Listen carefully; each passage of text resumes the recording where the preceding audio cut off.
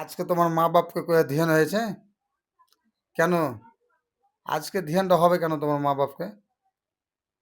যখন তোমার মা বাপকে খেতে দিলা না, হাঁকিয়ে দিলা, মা বাপের সাথে খারাপ ব্যবহার করলা, তখন ধ্যান ছিল না? কেন এখন ঘুরে বেড়াচ্ছ?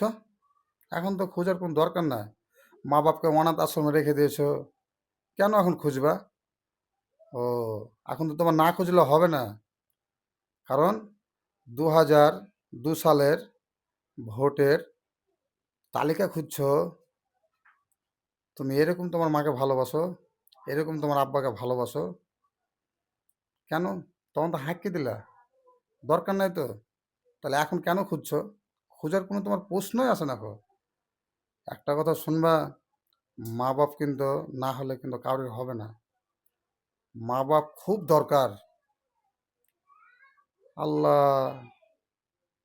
কত লোক আছে এরকম, মা বাপকে দেখে না, হাঁকিয়ে দিচ্ছে।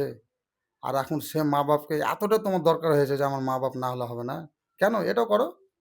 মা বাপকে হাঁকিয়ে দিয়েছো, মা বাপের ভোটের তালিকার নামটা খোঁজার দরকার কি আছে? কেন বলো, আমার হয়ে যাবে। কেন দেখো, একটা কথা, মা বাপকে কিন্তু খুব ভালোবাসতে হবে। তুমি সকল তোমার পরিবারকে খাওয়াতে পারছো, আর তোমার মা বাপটা তোমার কাছে ভারী হয়ে যাচ্ছে।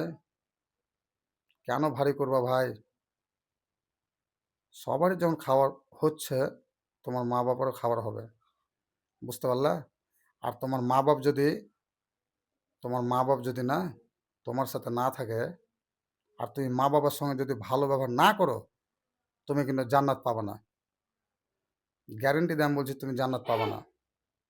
আরে দেখো, আমি রাকিবুল শেখ বলছি। আমি ছোট থেকে না আমার মা বাবার সঙ্গে আছি, বুঝতে পারলে কি না? মা বাপকে ভালোবাসবা, মা বাপকে ভালোবাসতে হয়। আরে যার মা বাপ নাই, মানে যার মা বাপকে হাঁকি দিয়েছে, মা বাপকে দেখে না, তার ভবিষ্যৎ অন্ধকার। বুঝতে পারলা ভাই? মা বাপকে দেখো, মা বাপকে ভালোবাসো, তোমার জান্নাত আছে। তুমি মা বাপকে ভালোবাসবে না, তুমি নমাজ পড়ছো, তোমার জান্নাত নেই। বুঝতে পারলে কি না? আমার কথা আপনি কিন্তু রাগ করেন না গো। আমি যেটুকু কথা জানি, আল্লাহ পাক বলেছে যে তোমার একটা যদি কথা জানা থাকে, হক কথা, তুমি হকটাকে লোকের সামনে তুলে ধরো।